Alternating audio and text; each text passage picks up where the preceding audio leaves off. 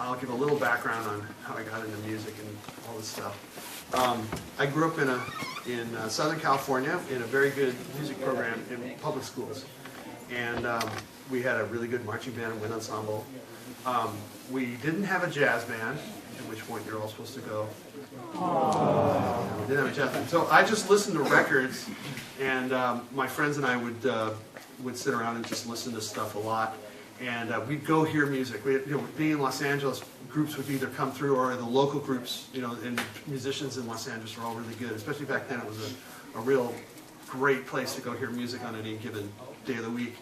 And if you guys know that Great American Trombone Company record, you guys know that one with Cream of the Crop? It's called Cream of the Crop.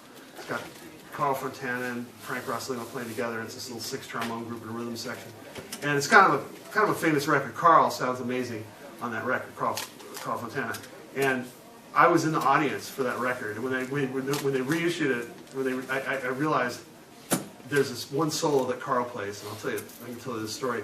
It's so spectacular the way it happened. I hear myself going, ah! I'm 16 years old. I can hear it. I'm on the record. I'm so proud of it.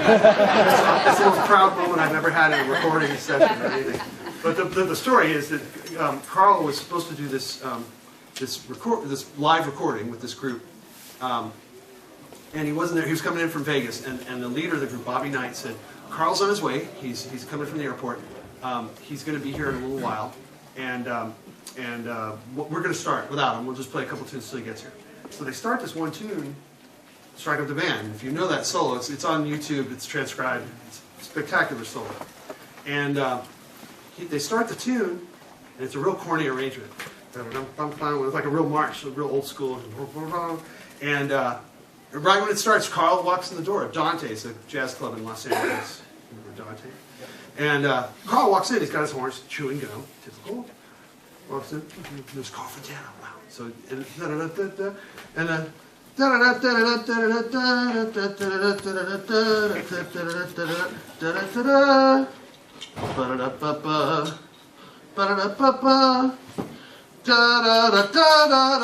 boom! He starts playing.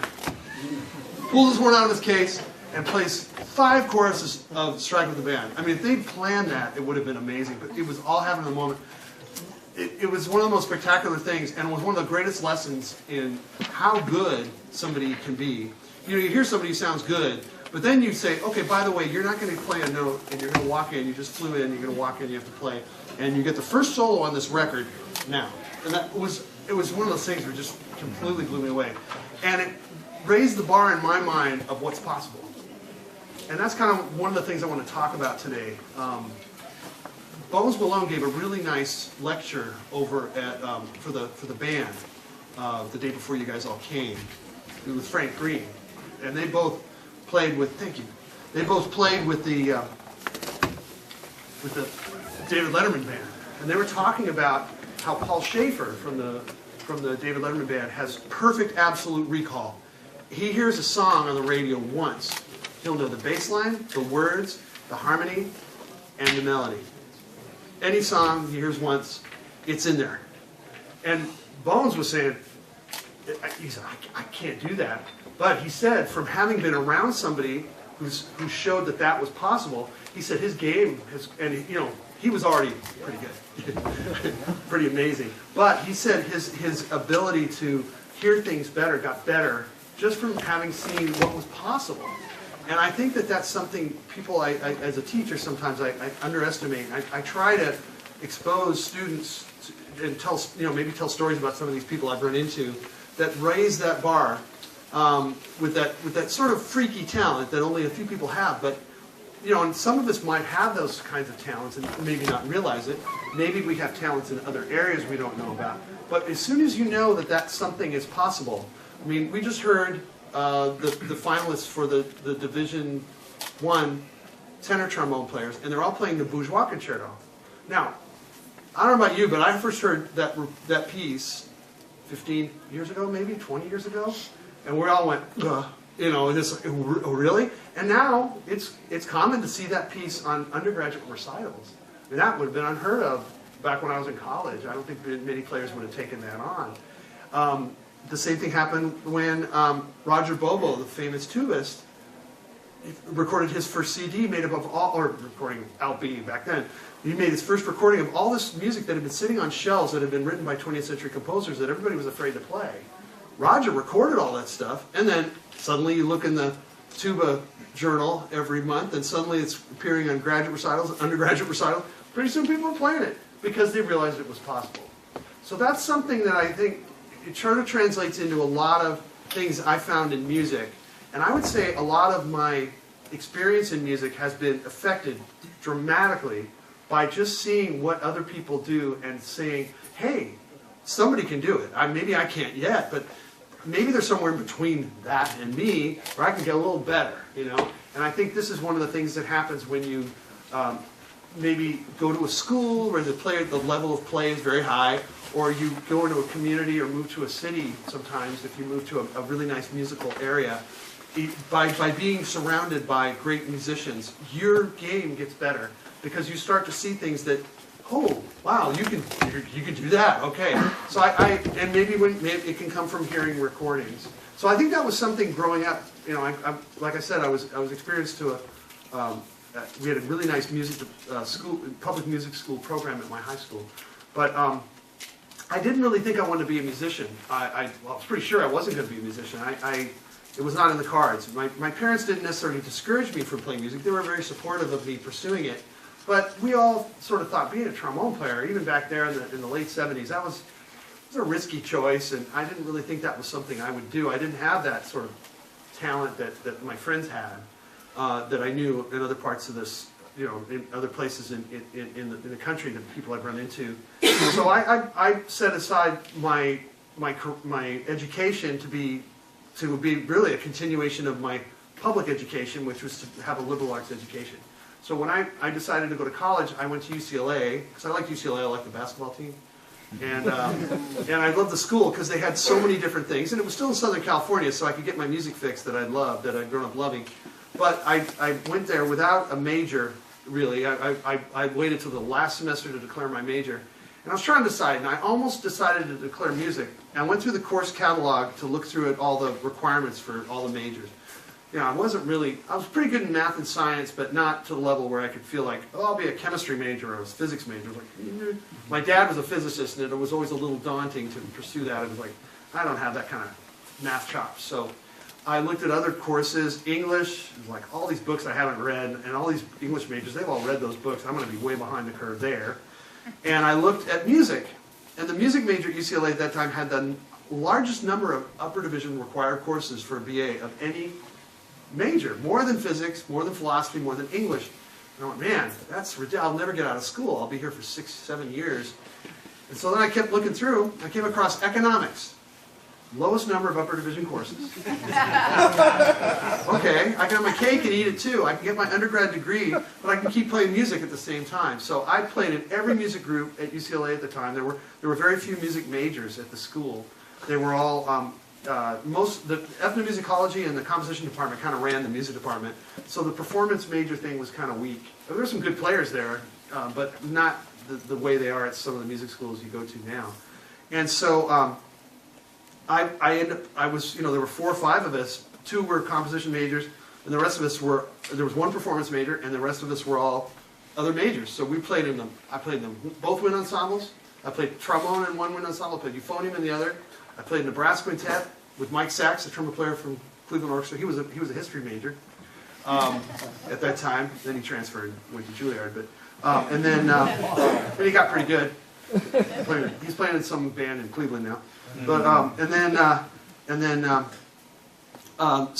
played in the opera.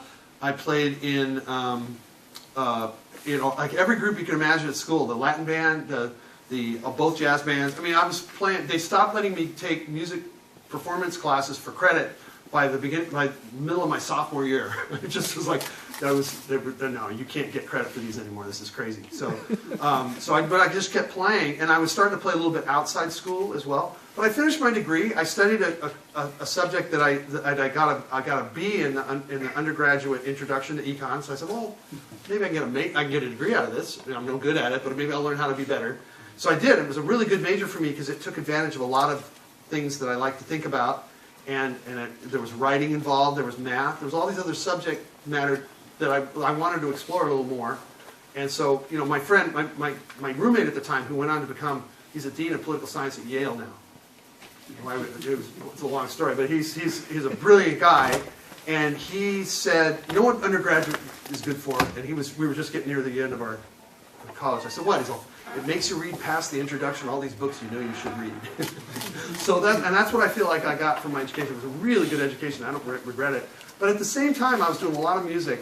In the summers while I was at music school, I played in the Disney All-American College Band, which is something I think everybody should audition for that at some point. It's a really good summer music program for the trombone players. There's a band, it used to be a band in Florida and a band in Anaheim, California, but now it's just the one band. But it's a really good summer experience for learning how to play professionally every day. It's a good experience.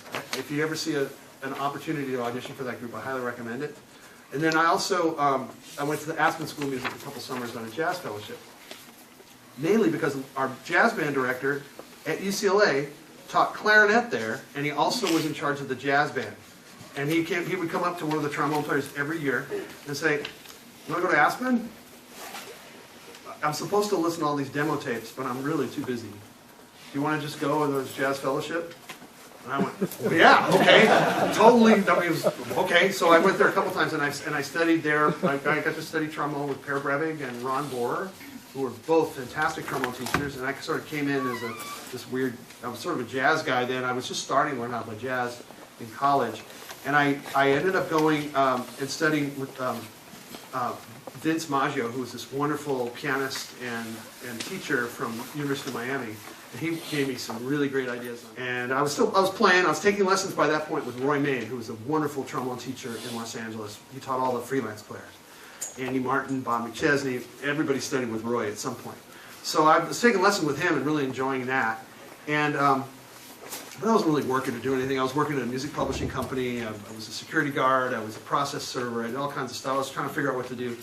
And I went in for this interview, and I was, you know, it was a pretty long, there was a written test and an oral test and all this stuff.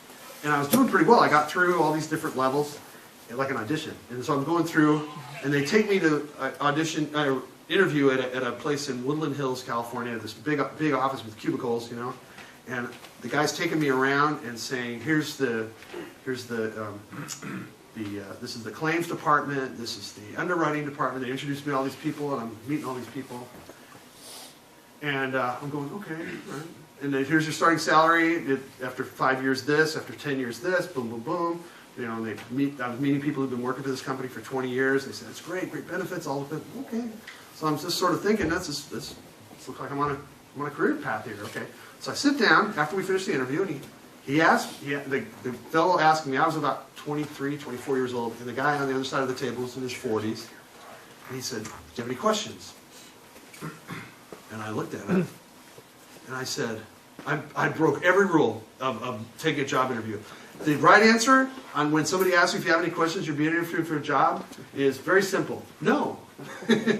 I'll take the job. That's what they want to hear. But I said, yeah, I actually do have a question. And he said, okay, what is it? And I said, how much flexibility is there in this job?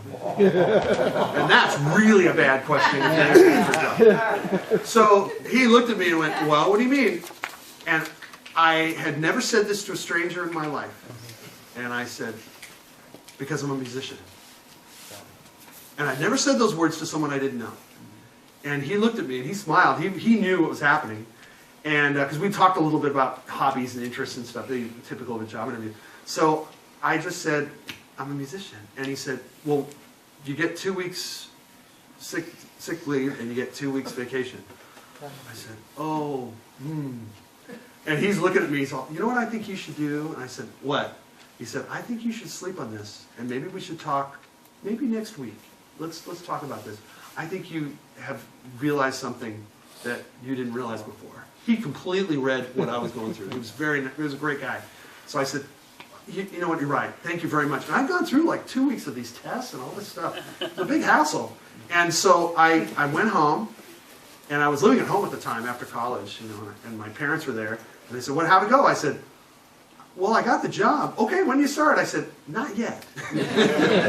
And that night, Roy Main called me up, my teacher. He said, He said, Alex, would you be interested in doing a cruise ship? I said, when's it start? He said, well, Monday. And I said, where does it, he's all, you'd have to fly to Sydney, Australia on Sunday and start a 4-month gig on a cruise ship. And I said, I'll take it.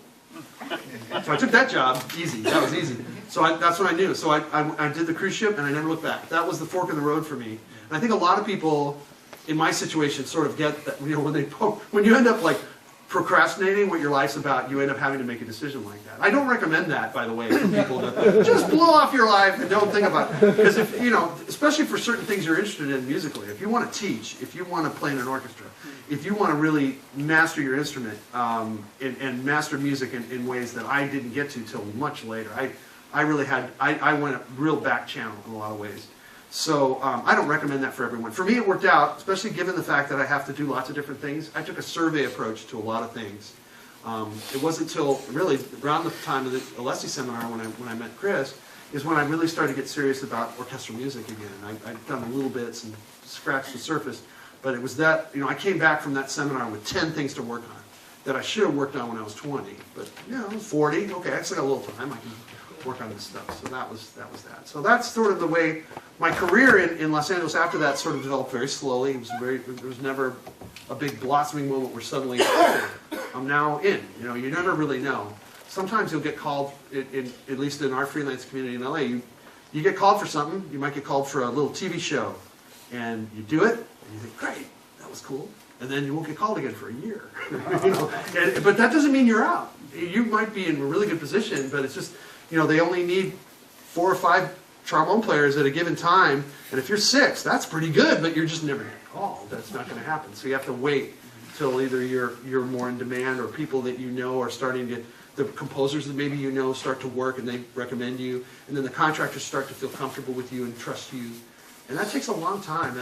I used to tell people, you don't really know whether you're kind of settling in our little freelance world for at least a year. Now I'm saying 5. And a lot of people leave early, too. I've seen a couple of really great musicians. We all like them. They're doing great. And then they move away. It's like, what are you doing? You were doing great. Well, I wasn't working. I said, well, that doesn't matter. You were doing great. Your name was around. People were buzzing about you. There was all kinds of talk about you. But it's just, if it doesn't translate into something tangible, it's really hard for some people to live that way. It is a hard way to live. So anyway, I started doing odd things. When I came back from the cruise ship, suddenly I could do club dates and casual work, weddings, and that sort of stuff. You learn the right repertoire for that stuff. I'd play a little jazz, but first night on the cruise ship, I get up there, and the band leader was old school, Catskill Mountains kind of casual band leader. And we were playing, in 1984, we were playing for 75-year-old people. So you can imagine the kind of music they were into, which was like pre-big band. It was like really old songs. And they like to dance to that kind of stuff. And so the leader on the first night, I'm in Sydney, I'd just flown in, I'm like, which way's up? And I'm on a ship, we're like, So he turns to me and says, what rumbas do you know? Rumbas, I don't know, T for 2? He said, that's a cha-cha. What rumbas do you know? I said, you don't know any rumbas, okay, all right. So that's just like you're learning from this taskmaster kind of person. And it was great. So I had to learn 2 or 3 songs a day and come up there. Okay, what songs did you learn today? And we'd have a dinner set with a couple people there, and so you basically audition on the songs that you learned that day and out of books or from other players. And so my repertoire built up, and we also played a lot of Dixieland on that ship. I learned a lot of Dixieland repertoire, which I built on when I got back home, and I learned my Dixie Top 40, so I could play gigs with people who didn't know, and with no music and just be able to play. That was a really good skill set to have developed. But I started from ground zero on that stuff, and I had to learn it. So that was a good experience. So it was all learning by ear, and all this stuff that you don't usually spend time on in school. So, and then also building up my sight reading, playing a lot of rehearsal bands and groups, so that I could play a show. I get called for a show, and I had to sight read and be able to play that. The first time you have to do that, you're usually subbing for someone. So the band's already rehearsed, everybody knows their parts, and you have to jump in and hang. And hopefully if you get through it, you might get called again, and then you build up your reputation as a sight reader as well. So there's all these things that kind of have to work together for us as trombonists especially.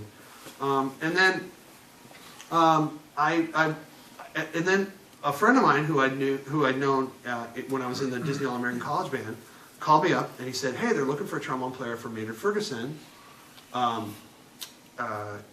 Steve Wiest, who'd been playing with the band for many years, great trombone player, and sort of like almost the music director of that band for a long time.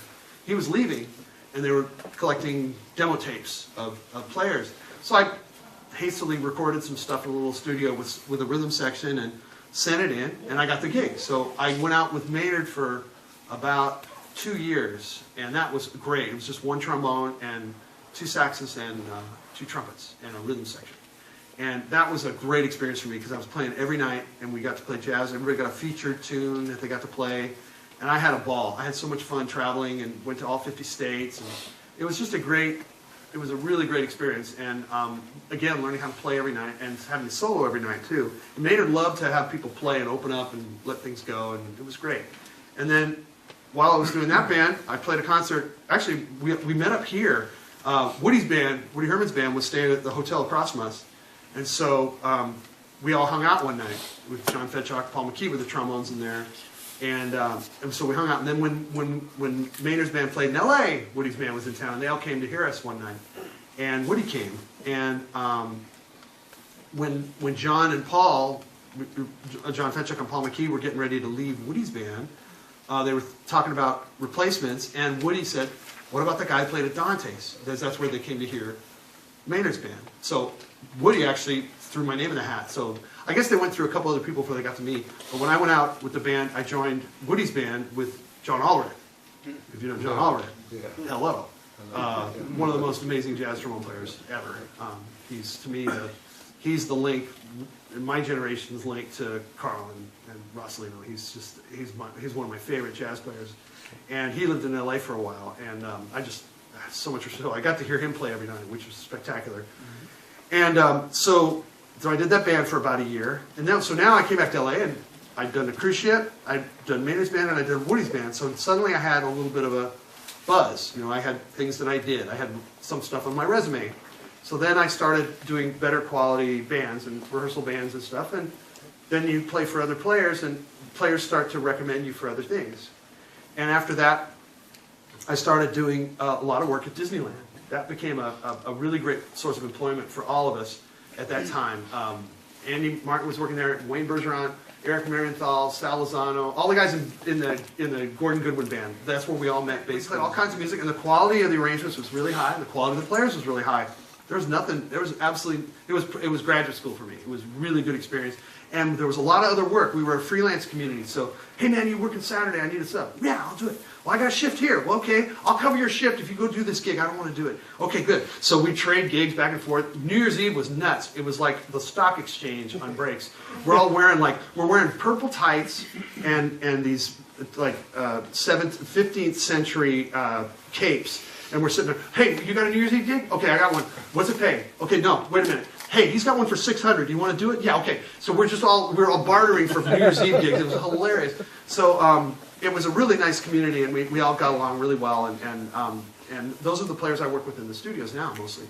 So we all kind of came up together. And again, just being in a work situation like that with good quality music happening all the time, was really lucky. And about that time, I started getting back into orchestral playing. There was going to be an audition in the Pacific Symphony, a good, really nice orchestra in Southern California, and the second trombone opening. And I thought, I haven't touched an excerpt in 10 years, but why not? I'll do it.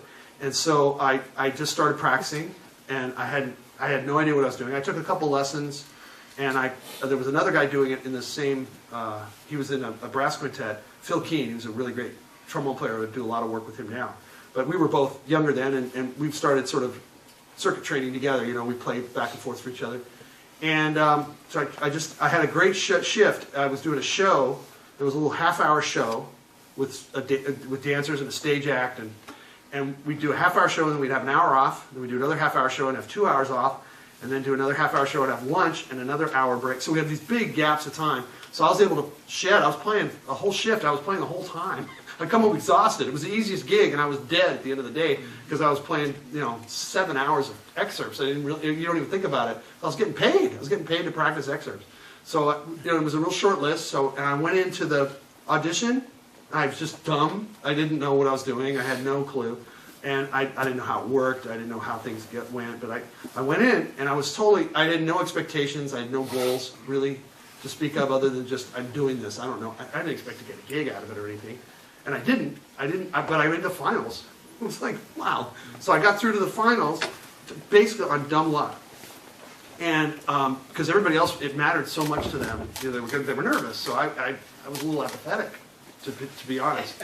And it helped me in that situation. It only happens once, so you only get that once, I think. So I got it. I made the finals, and everybody's like, what? Alex made the finals? He's a jazz trombone player. And I just went, I don't know. Yeah, I'm a jazz trombone player. I don't know what I'm doing. So I got through, and then I started subbing in the orchestra. For the guy who won it was Mike Hoffman, who's a great trombone player from Colorado. He was a Buddy Baker student, and he had just moved. He moved out to LA to do that gig, and he plays principal there now. He's a great orchestral player. And so I started subbing with that orchestra, and then I started subbing on other orchestras, and then people started saying that something was weird happening with this trombone player, because he was a Maynard's band, Woody's band, and then he got the finals of this audition. That was kind of weird. So then that's when I started doing studio work. That's when I started getting calls for that, because in studio work, the contractors that hire us, they really don't know what kind of music we're going to do. Nobody tells them.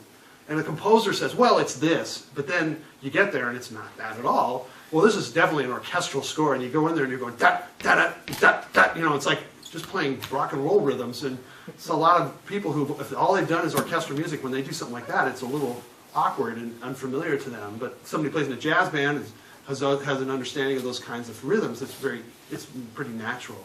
So I had these various sides, and so that's when I started doing a little bit of studio work. And the best sort of studio work I was doing about that time was doing cartoons like Pinky and the Brain and all those cartoons with Warner Brothers, and that was a great workout. Alan Kaplan was the first trombonist on those, and he was a great example to follow.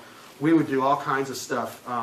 Sometimes they would write, especially in the first, I'd sub for Alan once in a while. They'd write like an X and then squiggly line for 4 bars and then another X. And then they'd write something over the top of it, and it was always something silly like drunken, like drunk. So you'd go, you had to be out in that much time, like 4 bars. And then they started writing things like a la Betty Fordando. I like that one, that was good. Or what was the other? Inebriado. That was the other one. I like those. So that was a really good experience, because you'd be playing Ride of the Valkyrie at an insane tempo. That's the same tempo. You just go right to Benny Goodman. You'd go from like four decades of music in 8 bars, and it was really quite an experience. And it really developed your adaptability, which is one of the handouts I gave. Was maybe talk a little bit about that. So that's sort of how the studio work really started to happen. And then the next time, I sort of was going on a nice pace with that, still playing a lot of jazz, still subbing in orchestras. And then I sort of reached a point, I wouldn't say it was burnout, but I was sort of like, I need something to inspire me to do something different. And that's when I went to the LSE seminar. That was in 2001, right, Chris? So in 2001, I went to the LSE seminar, and that changed everything for me. I came back with a really serious approach in my mind. I couldn't do it yet, but I came back with a serious approach in my mind for a musical direction that I thought would be really healthy for me, which was to get more serious about orchestral music and classical music in general, and it really helped me. And it was a week after that, there was an audition, luckily, in town for the Long Beach Symphony, and I won the job. Every audition I took between that, the first one where I got lucky, and the Long Beach Symphony that I won, I took 4 or 5 other auditions, and I got out of the first round once, maybe. I was always crash and burn in the first round. So I wanted to do something. That is what I needed. I needed that real serious influx of concentration to be able, and also be surrounded, again, coming back to what I started with, being around people who were saying to me, the message I was getting is, wow, you can do that. Whoa, that's a much higher standard than what I had in my mind. So that just all of a sudden having that higher standard helped me a lot. So I started playing with Long Beach Symphony, and then when I won that job, anytime in a freelance community, if there's a local orchestra that's having an audition, even if you don't win the job, if you do pretty well, if you maybe get past a round or two, or you make it into the semis or the finals, that is a good little buzz for your brand. And we had a conversation the other night with Is Ken here? Ken Wolf? No, he's not. We had a really good conversation, and Ken, if you know, he's a great trombone player, great teacher. He's also an entrepreneur. And we were talking about branding, the word branding. You familiar with that word? And people throw that word out a lot, but to me, and Ken said, you know what a branding is? A brand is? A brand is what people say about you when you're not there. That's a pretty cool thing. And that's really, for musicians, that's our brand, is what kind of buzz you can create for yourself. It's not necessarily you getting out there and selling yourself. It's not that. Because a lot of people try to sell themselves, I found, especially in a freelance community, they can kind of step on toes, kind of unintentionally. They can kind of, you know, people might bristle a little bit at somebody who comes on real strong, like, oh yeah, I'm doing this, blah, blah, blah, I'm doing that, I'm doing this, I'm doing that. And some people can come on really strong and try to push themselves in, rather than doing something and stepping back.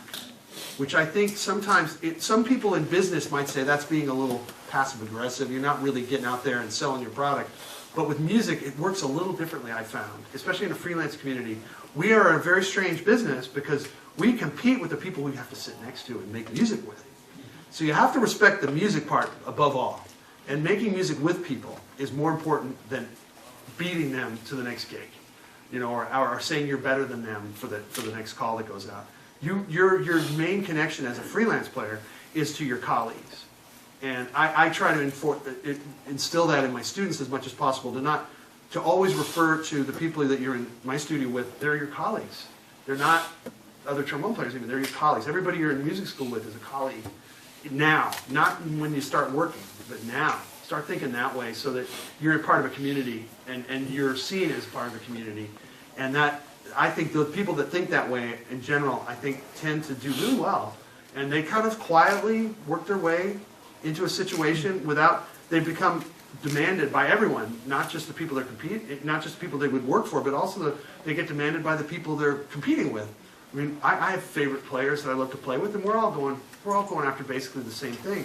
But I love it when I see someone at a job, oh yeah, he's here, that's great, we're going to make music together. You know, sometimes he'll get the call or she'll get the call over me. I don't care. That's not the problem, because this person is great. I love sitting next to this person. They're wonderful. So that's kind of a theme, I guess. First thing to know about the union, I think, the first thing to know, is that we are musicians. We're all musicians, and the musicians' union is a formal, established group that recognizes that fact. And they're trying, sometimes with a lot of success, sometimes with mixed success, to try to bring musicians together to represent each other together. That's sort of the basic idea of the musicians' union.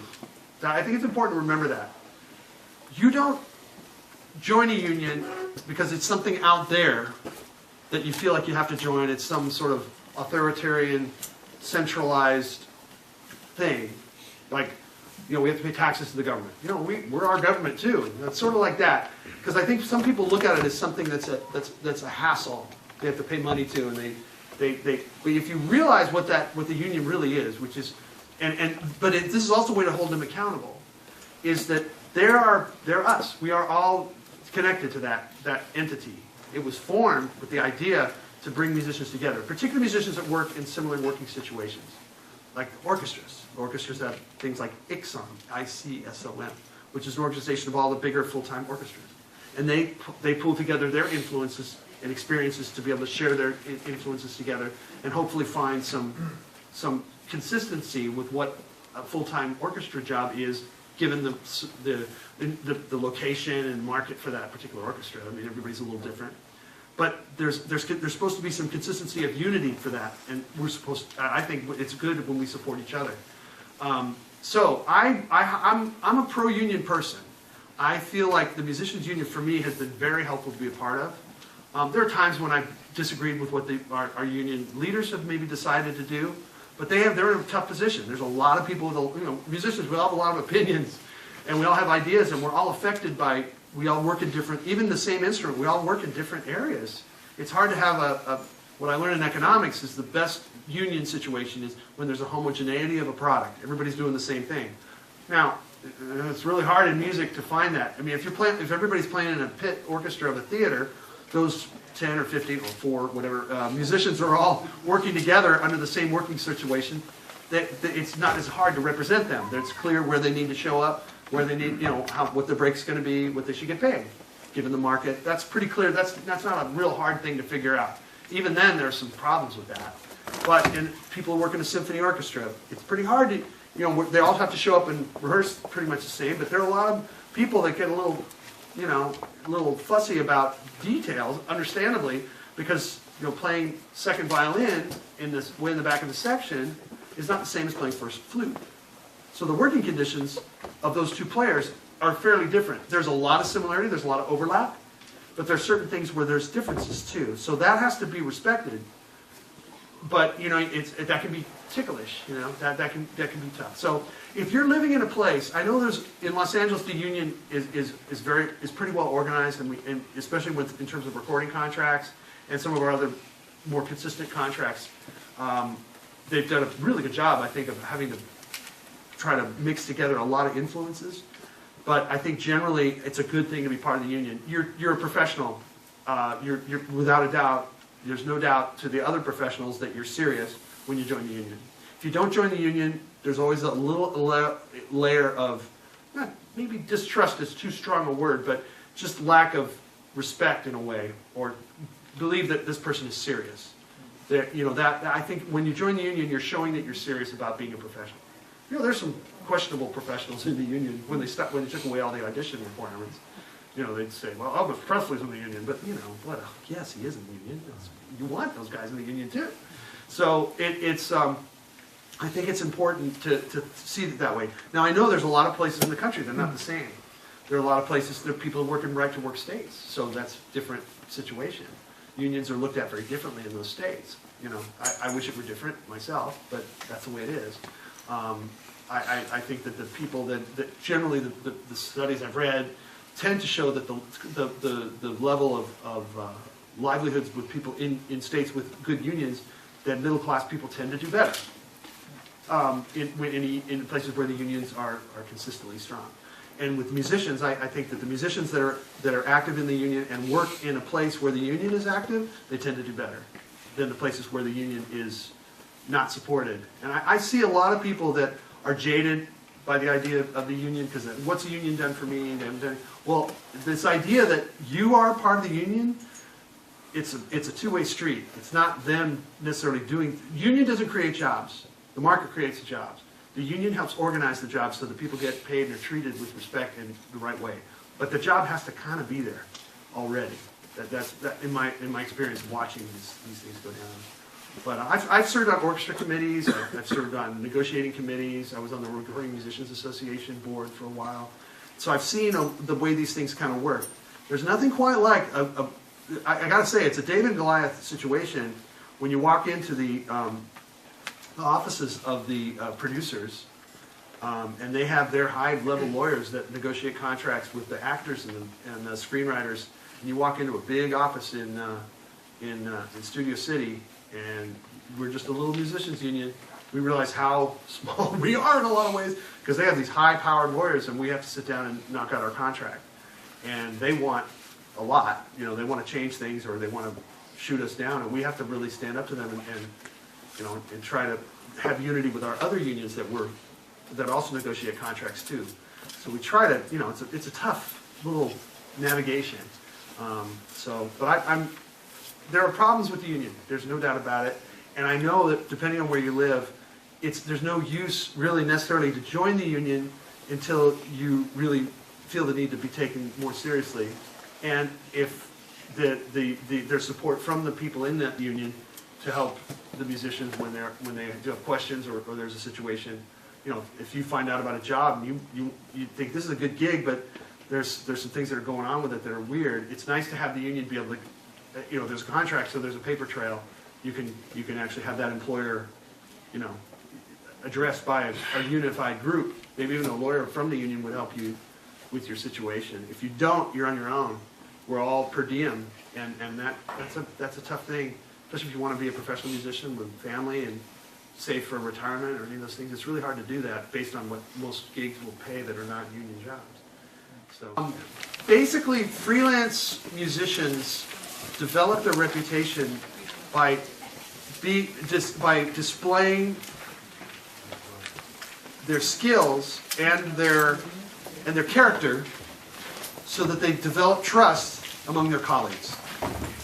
They develop their skills and their character to display trust to their colleagues. So that's your job when you're establishing your freelance career. That can happen for a long time without any money coming in. That can take a long time. So you have to be able to say yes to everything. You have to be in a position where you can say yes to some jobs that might not pay, but you know there's some players you want to play for, and making some music with some people that you respect. And by doing so, your stock goes up. And it's a long-term investment. So you want to just consistently try to get out and play for people as much as you can. Take lessons from people, from established players, and not just I want to play for you kind of lesson, but really take lessons with them. Like, not just to show what you can play, but to actually get inside their head and find out the stuff that they did and what they're doing, so that you can really learn from them. People come through and take a one-time lesson. I have no problem teaching those lessons, and I've taken those lessons myself. There's nothing wrong with that, but I think especially if you're really serious about establishing yourself in a place, it's good to take half dozen lessons with someone who's there and really see what you can learn from them. And sometimes it'll have nothing to do with playing, and that's okay. That's probably the best thing. You might learn how, they might mention the name of some band leader that you shouldn't work for because the guy's a jerk and he never pays you. That can be a valuable lesson. I don't know anybody like that. But that's I think it's really important distinction. So this odds and ends thing, I'll just let you. I won't go through it right now, but there are things that are related to playing, but also related to your business and your professionalism. We call odds and ends. So these are all things that I found that sort of translate into other things besides just practicing. They're related to how you do practice. But I've reread these enough times to go, there's stuff in here that's actually kind of like how you deal with people as well. So you can read through that later. And then I mentioned some of these things in the commercial studio biz thoughts. That sort of summarizes all the things we're doing here. Also knowing what the job is that you're taking on, or if you're just doing you might be doing a project for a composer. You might wrote a piece. I want a bass drum on it, and you can offer up those things. You have an opportunity to play for them. But it's important to sort of have a very open mind about what if the gig turns out to be a drag, that can be okay. You don't blame anybody, but you just say, okay, next time I'll rethink that. If I'm not gonna, I might not do that again if it's not the right sort of thing for me, or I got to do some homework. Next time I do this, I got to be ready. Now, what if I told you that by saying so, you're probably a third of the way to being a good improviser right now. Because the fact is, you've all improvised before. Every time you have a conversation with someone, you improvise. Every time you go to work in your car, or you go to school in your car, and there's a traffic accident and you're rerouted, you got to improvise then. You got to improvise when you get bad news. You have to improvise hard. That's the hardest kind of improvisation. You have to think on your feet. Anytime you have to think on your feet, when you're surprised and you have to adapt. Adapting. That's what improvising is adapting. The great jazz trumpet player in L.A., named Steve Hufstetter, I don't know if you ever heard of him, he's a great jazz trumpet player, kind of in the mold of Art Farmer or Chet Baker. It's like one of these guys who just makes more music with one octave than 90% of the musicians I know with 5. He's a beautiful, beautiful trumpet player, and his line was, a great improvisation is a series of miraculous recoveries. That's like the most comforting thought, It's a really great thing. And I really believe that. So how many people have their horns? Let's start. Get your horns out. Get your horns out.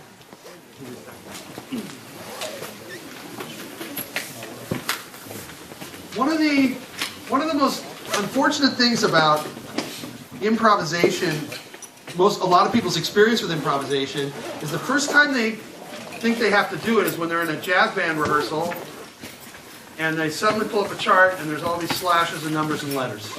And it's a chord, a bunch of chords. And the director says, okay, yeah, you improvise there. You know, there are so many things that need to happen before that moment that nobody gives credit to. Part of it is how you learn how to play music in the first place. An entire generation of musicians, I would say, who are, I'd say, born before 1950. It's pretty safe bet. I think I'm pretty accurate with that. All the musicians born before 1950, a big percentage of them playing trombone especially, they maybe learned music without written music, or written music was only a part of how they learned how to play music. They were playing songs. You were not measured by how well you sight read back in the 20s and 30s. You were measured by how many tunes you knew. How many songs do you know? And you were measured by things like, you know, how you could fit in on a job without any music. Could you make up a harmony part? I mean, these are all like musical skills that are very different than the sort of things we learn in school, or we learn even in a professional situation now. In the profession now, sight reading is so important. The music school experience for changed, I think, after the big band era. I think the music schools there was a much bigger emphasis on reading music, especially in public schools.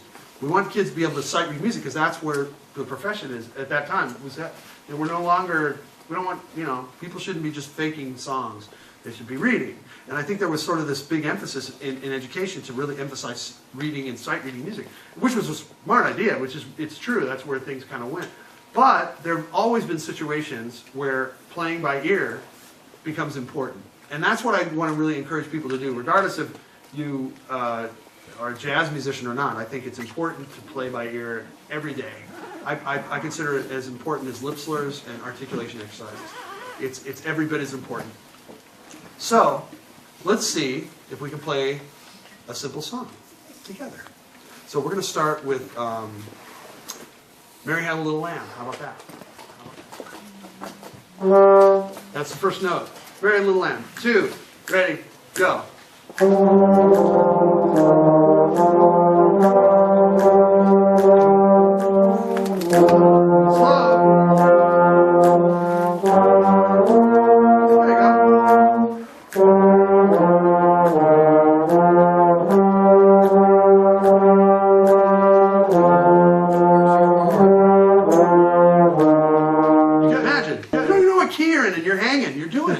So I think that, now who knows what key we're in?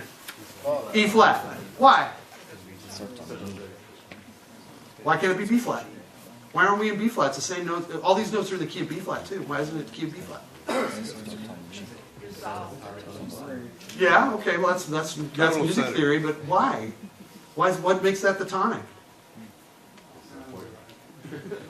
Nobody answers this question. I don't know it either. Because it sounds right. That's what it comes down to. I've asked music theory people this question. All the notes of this are in the key of, all those notes are in the key of B flat, E flat, A flat. No, we could be in one of those keys. We haven't played a wrong note in any of those keys yet. This has no end. I just throw this question out. And people who know a lot of theory, and people who don't know any theory, they don't know this answer. Unless somebody here really could answer that. Ask Mary. What's that? Ask Mary. Mary. Oh, yeah. They're Mary. You know, the lamb. Okay, thank you. Oh, boy. Tough room. That's good. All right, so anyway. So this is cool, right? This is a cool thing. Mary had a little lamb. Didn't know what key. Told him the first note. That's all he knew. And he got it. He had a couple clinkers along the way, but he got it. So this is a skill. You have to have that, at least, to be able to improvise. Now, by the way, everybody here who played that, you just improvised. I didn't tell you what notes to play, and you knew the right rhythms and everything. You knew from experience what the form of the song was. You knew the right rhythms. You knew a lot of, you were covered. Without even knowing it, you had information that you could use as a musician and as a player of a trombone. You knew enough just from playing trombone to be able to get through that song. All right, start on a B. B natural. Good. Very good. Ready? Be natural. 2, ready, go.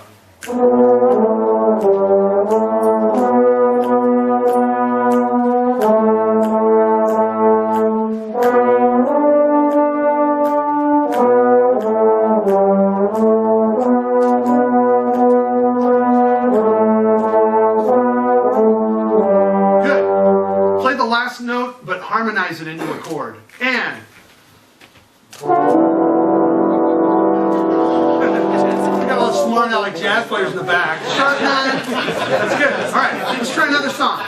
Let's try another song. Another song. Happy Birthday.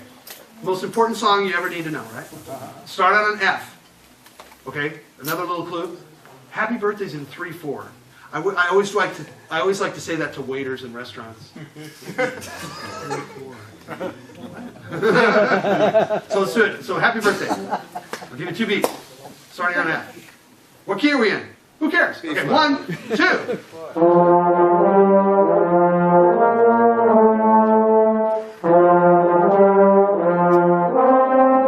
we're gonna stop there. We're gonna play chord on the last chord, by the way, when we get there. Okay, ready? Get finished up. 1, 2.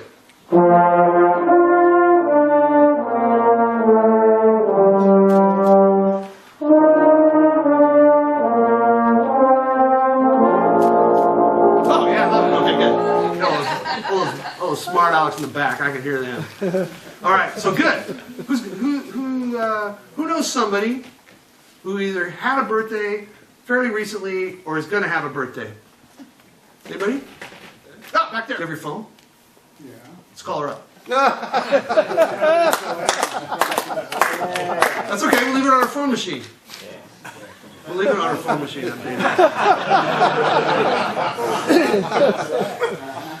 Yeah, that's really bad. I just embarrassed myself. All right, you got it. So wait. Okay, so we gotta get ready to play.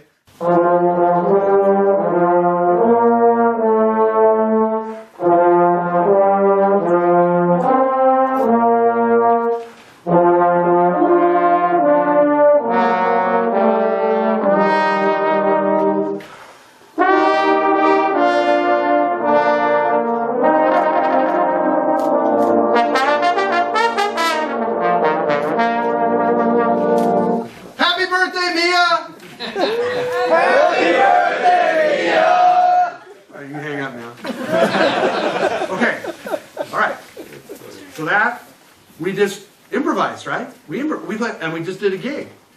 Checks the mail. They have that. There's that line people say that music can change the world, right? And all musicians go, just pay me for the gig, whatever. But this is the fact. No matter what your skill level, or how fancy a player you are, no matter what a hot shot you are, whatever it is, this is the sort of thing that's related to being a good musician. And it also happens to be related to what's being a good professional musician. Is being able to do something directly to someone where if you got that message, you had 15, 20 trombone players playing you happy birthday, that would mean something to you. Now, this person might not like trombones, whatever, that's their problem. but that's kind of cool. One time I did this thing at a high school. There was a girl who was taking some sort of exam for some makeup exam. So she was in band. She wanted to be in band, but she wasn't there. She was a clarinet player. So she was like taking this test in the principal's office, and it was her birthday. So I said, so they said, let's play it for her. So I left it on her voicemail. There, I did it. Voicemail. And they turn on you in a second if you're not careful. So at the end of I worked with the band. We were doing some rehearsing some charts too. During the rehearsal, the door opened to the band room. And this girl came in, and she had tears coming down her face. And she said, my God, that was the coolest thing. You guys played Happy Birthday for me. It was obvious that she was really moved by that. It's possible to change people with music. And that's the kind of thing that I think is important for everybody to know individually. No matter how good or bad you are, it doesn't matter. There's opportunities to share music with people and share your love of music and your skills, whatever they are, with other people. And a lot of it is your willingness to improvise. Like you just did. You improvised. We didn't do music or anything. We just did it. So this is something I think it's really important to remember, that no matter how far you get in music or how you may or may not think you're a professional player or whatever, You have something to offer as a musician, and even as an improvising musician, when you never thought of yourself as an improvising musician before. So sometimes the way we categorize ourselves is a little limiting. And I think that if you kind of just maybe remember something like this, that you can actually have some effect on people in a way that you maybe didn't even give yourself credit for being able to do. And this is something I really love to see this in my students. You know, if they'll maybe go over to somebody's house and play something on their, you know, somebody's sick, they're at home, or their dad's sick. That happened one time. A bunch of kids just went over to their friend's place because the kid's dad was in the hospital. So they just went out and played stuff out in the front yard. It sounded horrible, but it was really cool. The guy loved it. It was like the best thing for him at that time. So I just think it's something to keep in mind. No matter how serious and dedicated you are to whatever musical thing you're going after, don't lose track of this either. This is something that's really important. And I think that when I come across musicians that have an element of this in their playing, even if they're at that level, I mean, you think of Jascha Heifetz, or even the great players, there's something about their approach to playing a melody or playing a solo or playing part of an ensemble. They bring something to the table that they're sharing themselves in this way. And it can be at a very simple level, it can be at a very complex level, but it's still the same to me. It's all music. It's that capital M music that's so important. So we get caught up in technical details so much with our instrument, with all our solo rep and all these things. I mean, I'm stressing out about stuff. I got to play a solo tomorrow. There's all kinds of things. I was picking at scabs all day yesterday. It's like, oh, this didn't sound right. Oh, God, I got to do that better. That's normal, I think. But you always have to try and come back to that big picture of what music can be sometimes. And 5 minutes, okay. As far as being a professional musician, I think that's really important. We get paid for this kind of stuff. Actually, I hate to say it in a way. This is part of being a professional musician. You were going to play. Right. Are you okay? Yeah. Okay. We had a volunteer to play something. You want to play something? I'll make you play something. Come here. Okay, no music. All right.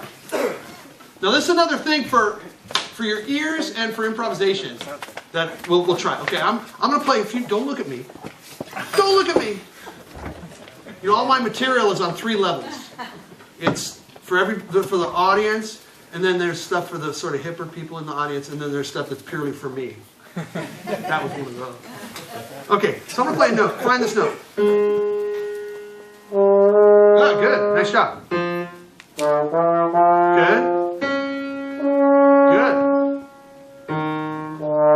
Good. Yeah. How about this one? Good. Trust yourself. Yeah, you know that one. Okay, you're doing great. Every time he played a wrong note, he knew what the right note was. Which means he knew the right note before he played the wrong note. How was he going to change if he didn't know what it was? Okay? Slow down. Don't do it so fast. Hear the note in your head, then go for it. All right? Do the same thing. Wait. Wait.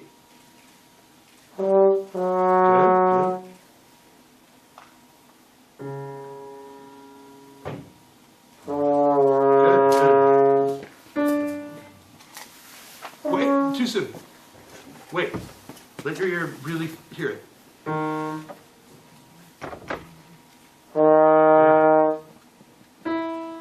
Wait. That's all right, good. It's a little more consistent that way. That's good. That's good. So, and he was only off by half step. And it was kind of a half step low consistently. I recommend making a recording like that. You know, it's a great song, isn't it?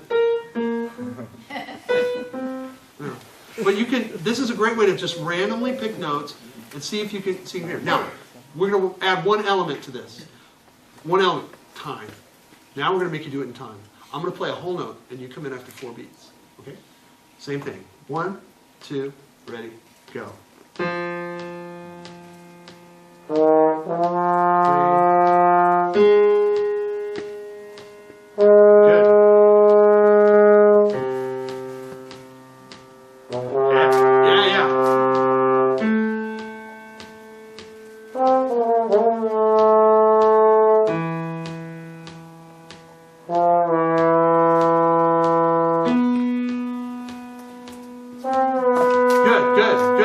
So that, now I'm going to do half notes. 1, 2, ready, go.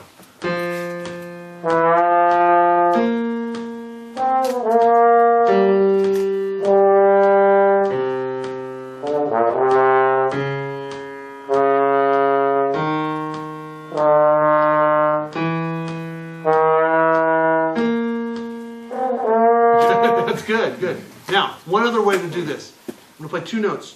You tell me, you take a second and play the 2 notes that I play. All right? Woo! Yeah, right on the money.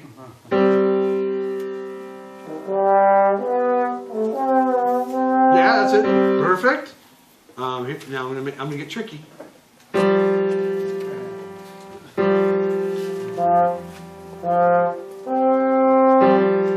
That's a good guess. You're hearing the other notes that aren't really there, but those aren't. No, you know what I mean? You guys know what I mean, right? Sorry, you got the first one. I'll tell you that the first one's right. You'll get it. You'll go, oh, yeah, that's it. Yeah, that's it. Yeah, that's it. So 2 ways of hearing: this way and this way. When I was doing 1 note at a time, it's this way. That's vertical hearing, and then there's that's horizontal hearing and vertical hearing. Everything I say is the opposite of what I say. You sound horrible. Oh, no. That's great. Great job. Great job.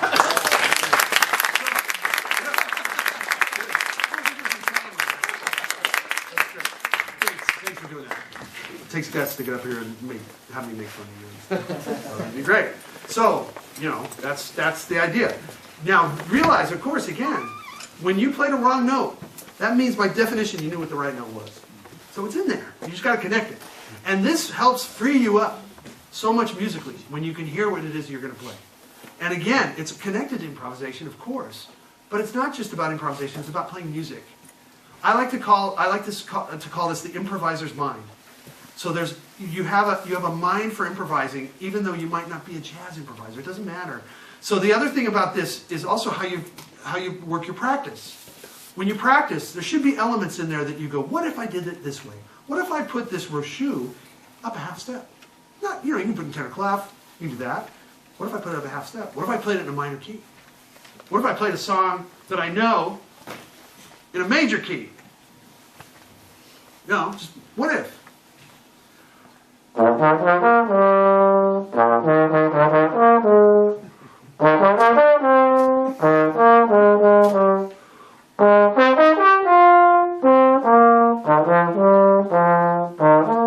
You know what song that is?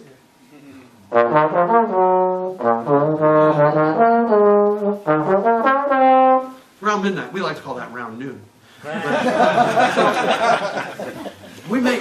Craig Ware is a bass trombonist, great bass trombonist now. We like to do it with whole tone. The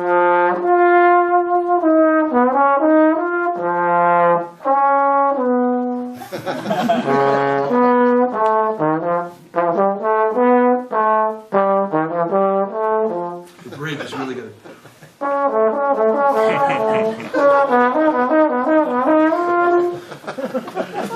Silly, but it's improvising. It's coming up with stuff. It's thinking outside the box. And I think there's all sorts of ways to do that in your daily practice. Play fast music slow. Play slow music fast. That's a good one. You can make a ballad out of a crazy tune. I'd love to hear Austin play that bourgeois.